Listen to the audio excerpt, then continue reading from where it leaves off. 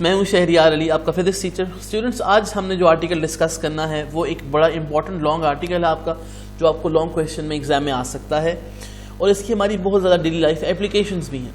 हम बात करने वाले हैं आज law of conservation of momentum की। हम इस टॉपिक पे डायरेक्ट जाने से पहले हम ये देखेंगे कि हम जिस सिस्टम के ऊपर ये लॉ अप्लाई करेंगे वो सिस्टम कौन से वाला है, और सबसे पहले हम सिस्टम किसे कहते हैं फिजिक्स में। सो पहले हम बात करते हैं कि सिस्टम क्या होता है। A system is a collection of 2 और मोर ऑब्जेक्ट्स। देखें, मुख्तलिफ आपकी एग्जाम्पल्स हैं जिसको आप सिस्टम बोल सकते हो। मतलब आप जहाँ स्कूल में जाते हैं वो एक एजुकेशन सिस्टम, उसमें रूम्स हैं, टीचर्स हैं, स्टूडेंट्स हैं, एडमिनिस्ट्रेशन बैठती है वहाँ पे, वो एक सिस्टम है। आप हॉस्पिटल में जाते हैं, हॉस्पिटल का सारा स्टाफ, नर्सिंग स्टाफ हो या डॉक्टर्स हो, पैरामेडिकल स्टाफ जिसे हम बोलते हैं, या बाकी सारा, वो एक सिस्टम बना रहे हैं। वहाँ पे क्लिनिक्स होते हैं, वहाँ पे रूम्स होते हैं, वार्ड्स होती हैं, यानी कि ये आपको समझना मुश्किल नहीं है कि सिस्टम क्या होता है। सिमिलरली हमारे पास फिजिक्स में कोई भी, अगर केमिस्ट्री आप काम कर रहे हो, फिजिक्स का काम कर रहे हो, आपने एक्सपेरिमेंट कर रहे हो, लेबॉर्ट्री में आप जो भी डिवाइस आप यूज़ कर रहे हैं तो वो एक सिस्टम कहलाएगी। तो सिस्टम क्या होता है? हमारे पास कलेक्शन ऑफ 2 और मोर ऑब्जेक्ट्स। मतलब सिंपलेस्ट वर्ड में, अगर हमारे पास दो सामने कोई ऑब्जेक्ट्स पड़े हुए हैं, कोई से भी ऑब्जेक्ट्स पड़े हुए हैं, उनको भी हम सिस्टम बोल सकते हैं। ठीक हो गया। हमने डील करना है स्पेसिफिकली एन आइसोलेटेड सिस्टम को।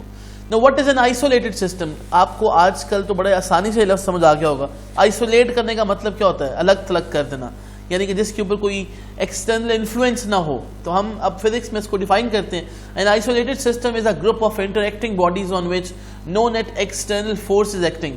मैंने ये बात कुछ देर पहले इसलिए की कि ये समझना आसान है, क्योंकि आजकल कोविड-19 का ज़माना चल रहा है, तो इस वजह से आपको ये बात बड़े अच्छे तरीके से समझ आ जाएगी। देखो, हम कहते हैं कि आइसोलेटेड सिस्टम एक ऐसा सिस्टम है, यानी कि एक ऐसा ग्रुप है जिसमें इंटरएक्टिंग बॉडीज जो हैं उन पर कोई एक्सटर्नल फोर्स एक्ट नहीं करती। इंटरनल फोर्सेज एग्जिस्ट कर सकती हैं, एक्सटर्नल फोर्सेज एग्जिस्ट नहीं करेंगी।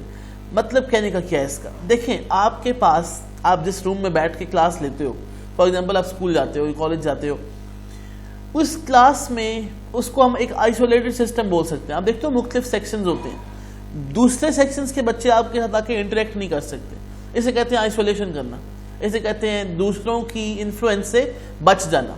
तो आइसोलेटेड सिस्टम फिजिक्स में क्या कहलाएगा?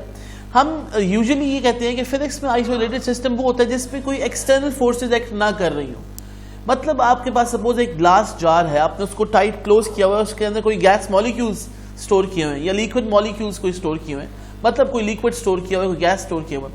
तो हम ये कहेंगे कि वो गैस के मॉलिक्यूल्स एक दूसरे के साथ इंटरेक्ट कर सकते हैं, एक दूसरे के साथ कोलाइड कर सकते हैं। या जब पानी अगर स्टोर किया हुआ है बॉटल में आपने, तो हम कहेंगे कि पानी के मॉलिक्यूल्स एक दूसरे पर फोर्स लगा सकते हैं, लेकिन बाहर से कोई फोर्स नहीं लगनी चाहिए।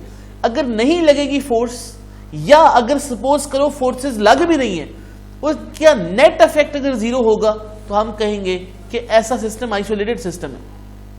तो हमारे पास याद रखो कि आइसोलेटेड सिस्टम जो है वो उस पर कोई एक्सटर्नल फोर्स एक्ट नहीं करती। अब बड़ी एक इंपॉर्टेंट पॉइंट आ गया फिर यहाँ से। अब हमने पिछली बार क्या कहा था? Rate of change of momentum is called force. अगर कोई एक्सटर्नल फोर्स एक्ट नहीं करती किसी सिस्टम के ऊपर, इसका मतलब उस सिस्टम का मोमेंटम क्या रहेगा? कांस्टेंट रहेगा। क्यों? इसका मतलब है कि उसकी वेलोसिटी में चेंज नहीं आएगा, इसका मतलब है एक्सेलरेशन प्रोड्यूस नहीं होगा। इसका मतलब क्या है? कि कोई मोमेंटम में चेंज नहीं आएगा। अब आपको पिछला लेक्चर इसके लिए सुनना पड़ेगा। अब हमारे पास थोड़ी सी मैं एक्स्ट्रा बात बताने वाला हूं आपको कि अगर एक्सटर्नल फोर्स प्रेजेंट होती है किसी चीज में, तो उसका मतलब क्या होता है? So I have written that we have 2 criterias for the presence of a net external force, a force that originates from a source other than the 2 objects of the system. That is very important. देखो, मैंने कहा कि हम isolated system में ये condition लगा रहे हैं कि इंटरनल फोर्सेस वहां पे हो सकती हैं, एक्सटर्नल फोर्स वहां पे कोई नहीं होनी चाहिए। इसका मतलब ये है कि एक दूसरे के ऊपर मॉलिक्यूल्स फोर्स लगा सकते हैं, लेकिन बाहर से कोई फोर्स नहीं लगनी चाहिए। अब आप सोच रहे होंगे कि ग्रेविटी लगती है हमेशा, एयर रेजिस्टेंस हमेशा एग्जिस्ट करती है, तो ऑब्वियस बात है वो होती है। हम आइसोलेटेड सिस्टम की जब बात करेंगे तो ये हमारे लिए एक आइडियल सिस्टम होगा। हम अपनी कैलकुलेशंस में आइडियल सिस्टम की बातें करते हैं हमेशा। और अब दूसरी कंडीशन क्या है एक्सटर्नल फोर्स की प्रेजेंस के लिए? क्या force that is not balanced by other forces, यानी कि अगर हमारे पास बाहर से फोर्सेस लग रही हैं, तो कोई बाहर से फोर्सेस जो है लगने के बाद उनको बैलेंसिंग करने वाली अगर कोई फोर्स मौजूद ना हो, इसका मतलब है सिस्टम पे एक नेट फोर्स एग्जिस्ट कर रही होगी। तो हमारे पास फिर उस तरह से नेट फोर्स कंसिडर की जाएगी। मेरे कहने का मतलब है नेट फोर्स की प्रेजेंस के लिए सम ऑफ ऑल दी फोर्सेस का आंसर एक्सटर्नली जीरो नहीं होना चाहिए। ये मैं आपको सिर्फ एक बात बताने के लिए बताई थी ताकि आपको आइडिया हो जाए कि अगर बाहर से, ये मतलब नहीं होता कि बाहर से कोई फोर्स लगे ही ना, बाहर से कोई नेट फोर्स ना लगे, ये हमारा मेन बात है। मतलब ये कि अगर सपोज कर लो कि बाहर एक टीसीएस का बॉक्स आपके पास, अब बाहर से एक साइड से उसको खींच लो लेफ्ट पे, एक राइट से, उनका नेट इफेक्ट तो जीरो होगा ना, तो इसलिए हम कहेंगे नेट एक्सटर्नल फोर्सेस का आंसर जीरो है। हालांकि फोर्सेस लग रही थी लेकिन उनकी वजह से कोई चेंज नहीं आता बॉक्स की वेलोसिटी में, अगर वो इक्वल और ऑपोजिट डायरेक्शन में हो। होपफुली आपको ये बात समझ आ गई होगी। अगर नहीं कोई समझ आती बात तो मैंने पहले बार बार रिपीट किया, व्हाट्सएप कर सकते। So now what we have to do is, जो मैंने पहले बात बता दी थी कि अगर कोई भी अनबैलेंस्ड या नेट फोर्स एक्ट नहीं कर रही किसी भी सिस्टम के ऊपर, तो इसका मतलब है इक्वेशन 3.14 जो आपकी बुक में है उसके मुताबिक, यानी कि P F minus P I by T के मुताबिक, अगर मोमेंटम उसका कांस्टेंट रहेगा अगर फोर्स हमारे पास जीरो एक्ट कर रही है। देखो ना, F equal to zero put करोगे ना, यहाँ पे F equal to zero put किया तो P F minus P I का आंसर क्या आ जाएगा, इज इक्वल टू जीरो, क्योंकि टी भी जाके मल्टीप्लाई हो जाएगा ना इसके साथ जीरो के साथ, तो वो भी जीरो। तो P F is equal to P I, final momentum initial momentum बराबर हो गए, तो मोमेंटम क्या रहा, कांस्टेंट रहा। तो इस तरह भी सोचना है आपने। क्या मैंने बोला है, एफ जीरो पुट करो यहाँ पे, P F minus P I by T is equal to zero आ गया, टी वहां जाके राइट साइड पर मल्टीप्लाई हुआ, P F minus P I is equal to zero आ गया। तो P F minus P I is equal to zero का मतलब क्या है, P F is equal to P I, यानी कि final momentum is equal to initial momentum. इसी बात को तो हमने प्रूव करना है।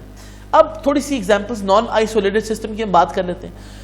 आउटसाइड अप्लाइड फोर्स, सपोज कर लो कि आपने एक टीसीएस के बॉक्स पे फोर्स लगाई और वो चलने शुरू हो गया, अगर वो रुका हुआ था वो मूव करना शुरू हो गया, तो इसका मतलब है नेट फोर्स लग रही है, इसका मतलब है अनबैलेंस्ड फोर्सेस लग रही हैं, एक्सटर्नल फोर्सेस लग रही हैं। तो ये एक नॉन आइसोलेटेड सिस्टम। कोई ऑब्जेक्ट अगर वॉल को जाके हिट करता है, दीवार पे जाके आप सपोज कर लें कि स्मैश करते हैं किसी चीज को, हैमरिंग लगाते हैं, हैमर करते हो, तो वो क्या होगा, non isolated system. Objects that are sliding across a rough surface, क्यों बोला रफ सर्फेस का वर्ड क्यों यूज किया है, आप सपोज कर लो कि आपकी गाड़ी जो है वो इंक्लाइन प्लेन के ऊपर मूव कर रही है। अब इंक्लाइन प्लेन क्या होता है ये आपको पता है, बेसिक बातें हैं। अब इंक्लाइन प्लेन के ऊपर अगर आप मूव कर रहे हो तो जो ऑब्जेक्ट मूव कर रहा होगा इंक्लाइन प्लेन की सरफेस उसके मोशन को क्या करेगी, अपोज। क्यों, क्योंकि इस फोर्स को हम फोर्स ऑफ फ्रिक्शन बोलते हैं। आने वाले टॉपिक्स में हम इसकी बात करेंगे। Objects in free fall motion और प्रोजेक्टाइल मोशन, प्रोजेक्टाइल मोशन का वर्ड हमने यहाँ पे यूज किया, बेसिकली फ्री फॉल ऑब्जेक्ट आपने पढ़ा हुआ है। हम क्यों बोल रहे हैं जी फ्री फॉलिंग ऑब्जेक्ट एक नॉन आइसोलेटेड सिस्टम की एग्जाम्पल है, क्योंकि फ्री फॉलिंग ऑब्जेक्ट पे क्या लग रही होती है, फोर्स ऑफ ग्रेविटी लग रही होती है, यानी कि एक्सटर्नल फोर्स लग रही होती है। तो अब हम बात करते हैं स्टेटमेंट की। The momentum of an isolated system of two or more two bodies which are interacting with each other remains constant. याद रखो ये बड़ी इंपॉर्टेंट स्टेटमेंट है। हाँ, ये law of conservation of momentum की स्टेटमेंट है और ये सिर्फ आइसोलेटेड सिस्टम के लिए वैलिड है, क्योंकि मोमेंटम तभी कंजर्व रहता है जब आइसोलेटेड सिस्टम होता है, यानी कि जब एक्सटर्नल फोर्सेस का आंसर जीरो होता है या अनबैलेंस्ड फोर्सेस का आंसर जीरो होता है, जिसकी वजह से, यानी कि जब अनबैलेंस्ड फोर्सेस जीरो होती है तो हम देख चुके हैं कि उसका मोमेंटम फिक्स रहता है। पिछली स्लाइड में हमने बात कर ली। अब यहाँ पे एक बैलून सिस्टम की बात की है जी, इसकी सारी बात आप खुद पढ़ लेंगे, मैं आपको समझाती हूँ। राइट साइड पे देखो एक बैलून है, इसके अंदर क्या स्टोर की हुई है, इसको इन्फ्लेटेड बैलून बोलेंगे हम। इन्फ्लेटेड बैलून कौन सा होता है, जिसमें एयर स्टोर की होती है। अब देखो यहाँ पे ये आपके पास इन्फ्लेटेड बैलून है, जैसे ही इसका ये नोजल ओपन किया जाएगा ना, इनिशियली ये बैलून अपनी जगह पे रुका हुआ होता है। जैसे ही आप नोजल ओपन करते हो तो आपने बचपन में बड़ी बातें खेली हुई हैं, वाली बड़ी शरारतें की हुई हैं, या मैंने कम से कम की हुई हैं, कि क्या करता है बैलून, जैसे ही इसमें से एयर एस्केप आउट करती है ना, तो बैलून आप देखते हो वो रैंडमली फॉरवर्ड डायरेक्शन में मूव करने शुरू करता है, आपके हाथ से वे मूव करने शुरू कर देता है। ऐसा क्यों हुआ, देखो इनिशियली ये रेस्ट पे था, ये बैलून रेस्ट पे था। अगर ये रेस्ट पे था, इसकी वेलोसिटी जीरो, अगर इसकी वेलोसिटी जीरो तो इनिशियल मोमेंटम क्या हो गया, जीरो। हमने कहा कि अगर इस पे कोई एक्सटर्नल फोर्स एक्ट ना करे तो फिर क्या होता है, इसका मोमेंटम कंजर्व रहना चाहिए। अब मोमेंटम कंजर्व कैसे रहेगा जी, हम कह रहे हैं कि वो मूव कर रहा है, देखो मोमेंटम कंजर्व रहेगा, कैसे कंजर्व रहेगा, जैसे ही आपके पास ये बैलून जो कि रुका हुआ था, इसकी इनिशियल वेलोसिटी जीरो थी, इनिशियल मोमेंटम भी फिर जीरो हो गया एमवीआई के मुताबिक।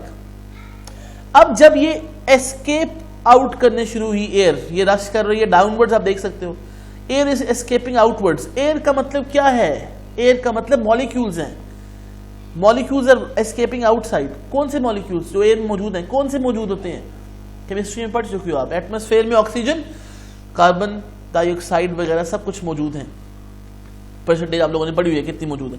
तो अब air will escape out, they will have some momentum, क्योंकि एयर के मॉलिक्यूल्स के मास है, उनकी वेलोसिटी भी है, तो वो जा रहे हैं टुवर्ड्स डाउनवर्ड, तो ये बैलून का जाएगा आगे जाएगा, जिस डायरेक्शन में एयर जा रही है उसके ऑपोजिट डायरेक्शन में।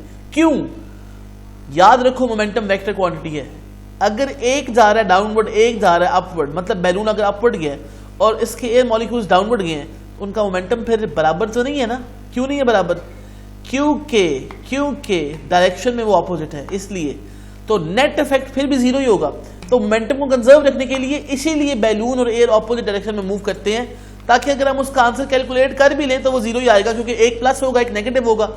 तो मैं इसको फिजिकली समझाने की कोशिश कर रहा था आपको, मैथमेटिकली भी आप कर सकते हो, बहरहाल मैथमेटिकल डेरिवेशन आपकी है नहीं बुक में, लेकिन आपको पता है कि एक डाउनवर्ड जो मूव करेगा उसको हम अगर नेगेटिव कंसिडर कर रहे हैं तो फॉरवर्ड वाले को पॉजिटिव करना पड़ेगा। But you are not bound, if you are taking downward as positive then the upward direction would be taken as negative. लेकिन ऑब्वियस बात है हमारी नंबर लाइन पे भी अपवर्ड डायरेक्शन पॉजिटिव होती है, डाउनवर्ड वाली नेगेटिव होती है, तो इसलिए मैं समझाने की कोशिश कर रहा था। तो यहाँ पे कंजर्व रहेगा मोमेंटम, यानी कि कांस्टेंट रहेगा, इट इज नॉट चेंजिंग। तो ये बात हमने लिखी हुई है इस तरह से हमारे पास ये बैलून सिस्टम पे law of conservation of momentum.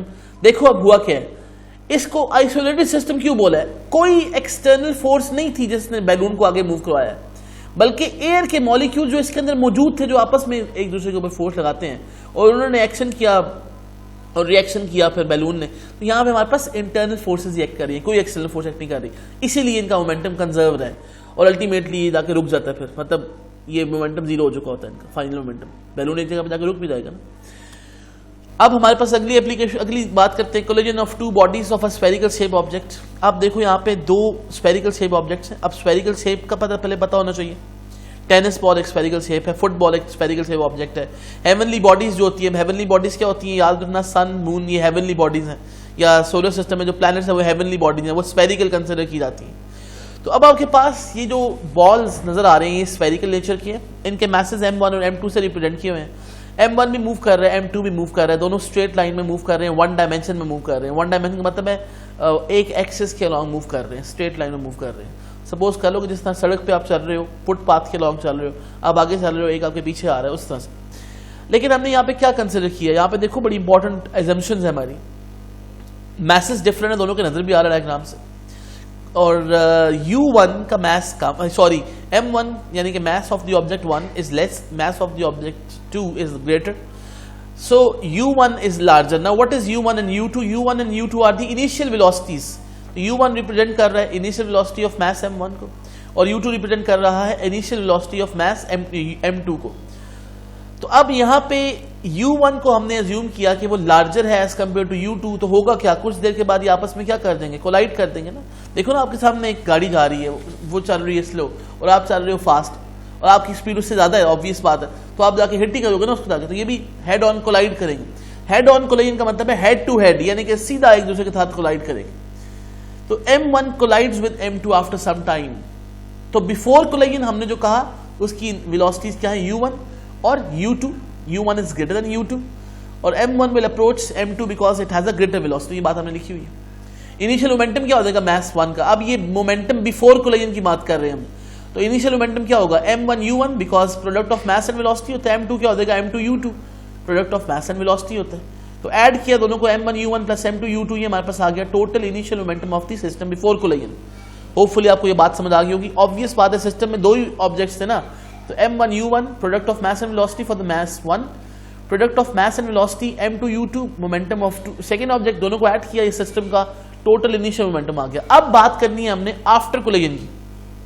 देखो दोनों कोलाइड करके, जब कोलाइड किए एक दूसरे को हिट किए, तो अब होगा क्या, याद रखो ये आपस में कोलाइड कर रहे हैं, किसी बायर ने आगे कुछ भी नहीं किया। ये सिस्टम था ना दो बॉल्स का, नो एक्सटर्नल फोर्सेज एक्टिंग, तो हमने प्रूव करना है कि मोमेंटम कंजर्व रहेगा। जब ये एक दूसरे को हिट करेंगे या कोलाइड करेंगे with some force, they can apply some force on each other. तो हमारे पास क्या होगा, according to third law of motion, M2 exerts, अगर M1 हिट करता है M2 को, तो जाहिर सी बात है M2 भी M1 के ऊपर फोर्स लगाएगा। तो इसलिए इनका नेट इफेक्ट जीरो आना है। कहने का मतलब है action reaction equal in magnitude, opposite in direction हमारे पास होता है ना, तो मोमेंटम कंजर्व रहेगा, हमें बात पता ही है। वो अलग बात है कि एक्शन और रिएक्शन दोनों डिफरेंट बॉडीज पे एक्ट कर रही होती हैं, लेकिन सिस्टम में अब चूंकि दोनों मैसेज है ना, तो आफ्टर कोलिजन भी सिस्टम में दो ही मैसेज होंगे, तो एक दूसरे के ऊपर फोर्स लगा के उन्होंने मोमेंटम गेन कर लेना है, लेकिन मोमेंटम ऑपोजिट डायरेक्शन में होगा, उनका नेट इफेक्ट फिर भी जीरो ही होना है, उसको हम देख लेंगे बाद में। Sorry for that, momentum zero नहीं होगा, मोमेंटम जितना पहले था उतना ही होना है बाद में भी। अब कैसे होगा इसको देख लेते हैं। Let their final velocities be v1 and v2 respectively. Final momentum of mass m1 is m1 v1. Final momentum of mass m2 is equal to m2 v2. So the total final momentum of the system after collision is m1 v1 plus m2 v2. क्या मतलब है जी इस बात का? देखें हमारे पास जो मोमेंटम्स है ना, फाइनल वाले इनिशियल वाले, वो हमने कैलकुलेट कर लिए। हमने कहा कि ये आपस में फोर्स लगा के उन्होंने मोमेंटम जो गेन किया है वो m1 v1 है और m2 v2 है, तो हमने उनको ऐड किया। अब law of conservation of angular momentum के मुताबिक फिर initial momentum of the system before collision should be equal to the total momentum of the system after collision. तो m1 u1 plus m2 u2, this is the initial momentum, this is equal to m1 v1 plus m2 v2, this is the final momentum of the body. यानी कि अब अगर आप ये सोच रहे हैं, कि वेलोसिटी तो v1 और v2 हो गई है, तो ये कैसे रह गया कंजर्व? तो इसका आंसर मैं देता हूं आपको। देखो अगर u1, इमेजिन करें जरा, u1 हिट करता है u2 को, तो ऑब्वियसली उसकी वेलोसिटी में कमी आ जाएगी ना। इमेजिन करो आप जाके किसी को धक्का देते हैं पीछे से, उसकी वेलोसिटी बढ़ जाएगी, आप रुक जाओगे, यानी कि आपकी वेलोसिटी में कमी आ जाएगी, रुक तो नहीं जाओगे, कमी आ जाएगी। तो सिस्टम में उसका मोमेंटम बढ़ गया, आपका मोमेंटम कम हो गया, तो it is the other way around, यानी कि बात वही है, एक कम हुई दूसरी डिक्रीज हुई, एक ज्यादा हो गई, तो नेट इफेक्ट तो फिर भी सेम ना आना। मतलब आपने कहा कि आप इस तरह समझ लो इसको कि एक वाटर टैंक है, आपने उसमें से एक जगह पे पानी एंटर किया, दूसरी जगह से पानी निकाल भी रहे हो, तो सिस्टम में क्या चेंज आएगा? कोई चेंज नहीं आएगा। तो बात हम यही कर रहे हैं कि सिस्टम का मोमेंटम कंजर्व रहेगा।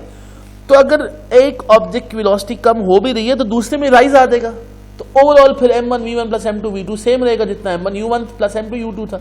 मतलब पहले क्या हुआ, पहले u1 ज्यादा थी, हो सकता है बाद में v1 ज्यादा हो और v2 कम हो। तो हमारे पास पहले क्या थी, u1 ज्यादा थी, u2 कम थी। अब बाद में v1 कम हो जाएगी, v2 बढ़ जाएगी, इस तरह से हम बात करेंगे। तो it is the other way around. जिस तरह भी आप कंसिडर, लाजमी नहीं होता कि हम यही कंसिडर करें कि u1 ही स्मॉल वेलोसिटी से मूव कर रहे हैं, u2 भी मूव कर सकता था, लेकिन उस केस में सिचुएशन डिफरेंट हो जाती। मतलब हम फिर क्या करते, u2 को अप्रोच करवाते u1 की तरफ, यानी कोलाइड करवाना हमारा मकसद था। और चूंकि कोई एक्सटर्नल फोर्स एक्ट नहीं कर रही ना इस सिस्टम के ऊपर, तो मोमेंटम कंजर्व रहता है। फिर हम बात करते हैं गन एंड बुलेट सिस्टम की। ये भी एप्लीकेशन है law of conservation of momentum की। गन एंड बुलेट सिस्टम क्या है, आप गन को जब उसका ट्रिगर पुल करते हो, फायर करते हो, तो जो आपके पास बुलेट होता है वो फॉरवर्ड डायरेक्शन में जाता है, और कभी आप ऑब्जर्व करो गन बैकवर्ड डायरेक्शन में जाती है। तो ऐसा क्यों होता है जी हमारे पास, इसको हम देख लेते हैं। अब हमारे पास गन बुलेट सिस्टम में सपोज कर लो बुलेट का मास चूंकि स्मॉल होता है तो हमने उसको स्मॉल m से रिप्रेजेंट कर दिया, और मास ऑफ द गन को हमने कैपिटल M से रिप्रेजेंट कर दिया। मोमेंटम बिफोर कोलिजन क्या होगा, जब हमने ट्रिगर फायर नहीं किया, बुलेट को फायर नहीं किया, तो ऑब्वियसली दोनों रेस्ट में, बुलेट भी मूव नहीं कर रहा, बुलेट के अंदर, बुलेट गन के अंदर मौजूद है, गन भी मूव नहीं कर रही, बुलेट भी मूव नहीं कर रहा, तो हमारे पास इनिशियल मोमेंटम इनका क्या होगा फिर जीरो। कैसे कैलकुलेट कर लेते हैं। सिस्टम में कितने मैसेज हैं, दो, एक M और एक कैपिटल M, दोनों की वेलोसिटीज क्या है, इनिशियल जीरो, दोनों रुके हुए हैं। हम बात कर रहे हैं बिफोर कोलिजन की। बेसिकली ये नॉट बिफोर कोलिजन, इसको काइंडली करेक्ट कर लीजिएगा, मैं करेक्ट कर लेता हूँ। Momentum before the trigger is pulled, sorry for that, ये बिफोर कोलिजन तो होगा ही नहीं, यहाँ पे बार इसको सेट कर दिया हमने, इसको कोई मसला नहीं है। अब आपके पास before firing the gun both the gun and bullet are at rest, so the total initial momentum of the system is zero. So Pi is equal to m0 plus m0 0, मतलब mass of the gun into 0 because its velocity is 0। Momentum calculate कर रहे हैं ना, तो basic बातें पता होंगी तो ये समझ आएगी बात। प्लस सिस्टम में दूसरा मास कौन सा था, बुलेट का मास, तो m लिख दिया, उसकी वेलोसिटी क्या 0, तो ओवरऑल प्रोडक्ट हमारे पास, सॉरी ओवरऑल आंसर मोमेंटम का इनिशियली 0 आ गया। सो इनिशियल मोमेंटम में 0, ये बात याद रखिएगा। अब आपने सपोज ट्रिगर को पुल किया, गन को फायर किया, बुलेट निकल आया वहां से, so bullet shoots out with some velocity. याद रखो बुलेट अब किसी वेलोसिटी से मूव करता है फॉरवर्ड डायरेक्शन में, क्योंकि बुलेट का मास स्मॉल है, वो लार्जर वेलोसिटी के साथ मूव करता है फॉरवर्ड डायरेक्शन में।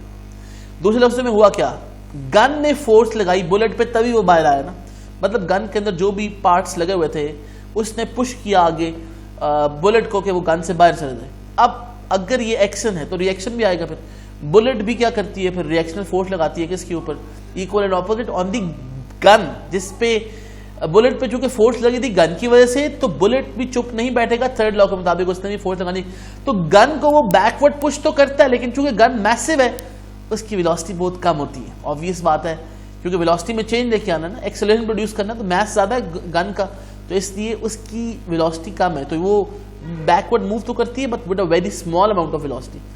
तो अब मोमेंटम फिर भी कंजर्व रहे, कैसे, इसको हम अभी देख लेते हैं। कंजर्व इस तरह है, एक जा रहा है फॉरवर्ड डायरेक्शन में, एक जा रहा है बैकवर्ड डायरेक्शन में।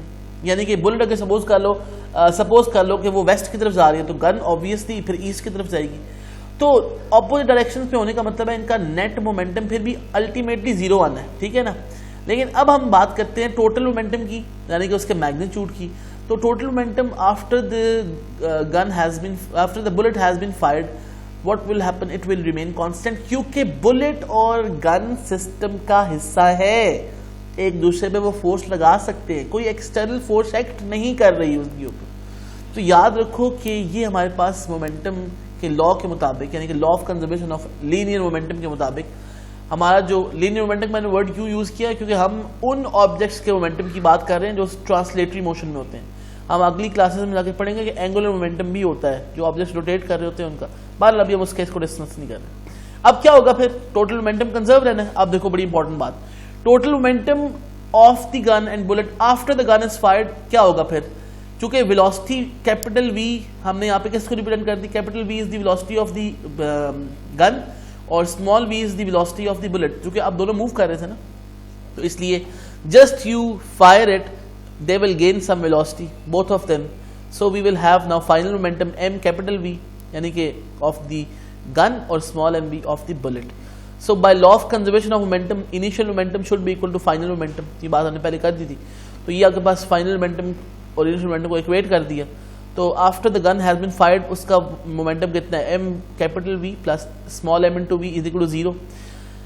इस इक्वेशन को आप क्या कर सकते हो, इस इक्वेशन को आपने देखो, अब आपको मैं वो जो समझा रहा था ना बात पहले भी, अब एम वी की is equal to minus M V का मतलब क्या है कि अभी भी इनका मोमेंटम बराबर है, एक दूसरे के ऑपोजिट डायरेक्शन में है, तो इस दोनों का नेट इफेक्ट क्या आएगा, जीरो ही आएगा, इसलिए कंजर्व रह रहा है मोमेंटम, ठीक हो गया ना।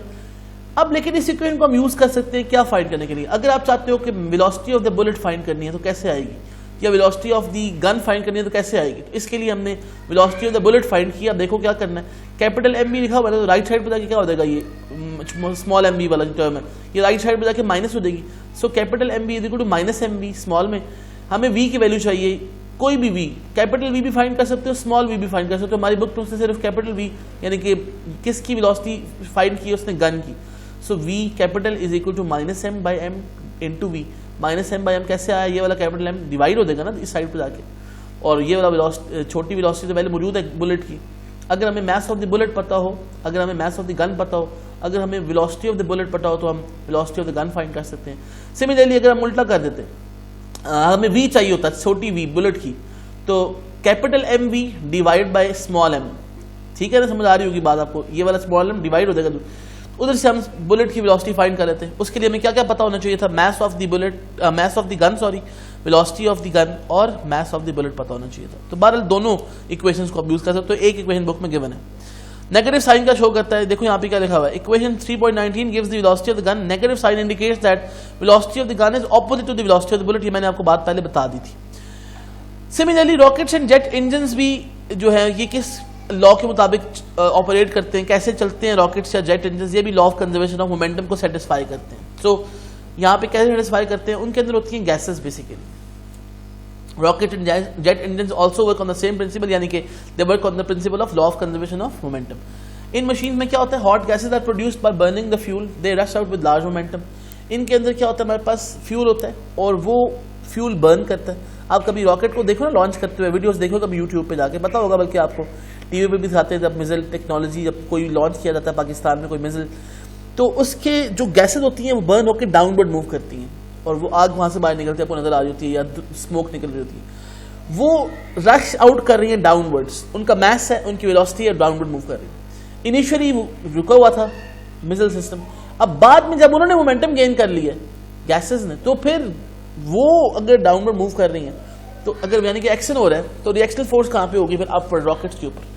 तो रॉकेट का सिस्टम ऊपर मूव करना शुरू कर देता है, मिसाइल सिस्टम जेट इंजन ऊपर मूव करना शुरू कर देते हैं। तो इस तरह से हमारे पास जो है the machine gains in equal and opposite momentum, this enables them to move with higher velocities. और याद रखो अगेन कि momentum of the jet engine और momentum of the rocket for example जो होगा वो रेजिडुअल गैसेस के डायरेक्शन में अपोजिट डायरेक्शन में होगा, इसलिए नेट इफेक्ट फिर भी जीरो ही रहना है इनका, तो हमारे पास इसलिए मोमेंटम कंजर्व ही रहता है इस केस में। तो this enables them to move with higher velocity. तो मोमेंटम को कंजर्व रहने के लिए तो वो अपोजिट डायरेक्शन में मूव कर रहे होते हैं। तो हमारे पास इस तरह से law of conservation of momentum को हमने डिस्कस कर लिया। होपफुली आपको आज का लेक्चर समझ आ गया होगा। Thank you very much. कोई क्वेश्चन आपकी तरफ से हो तो आप मुझसे व्हाट्सएप पे पूछ सकते हो। अल्लाह हाफिज़।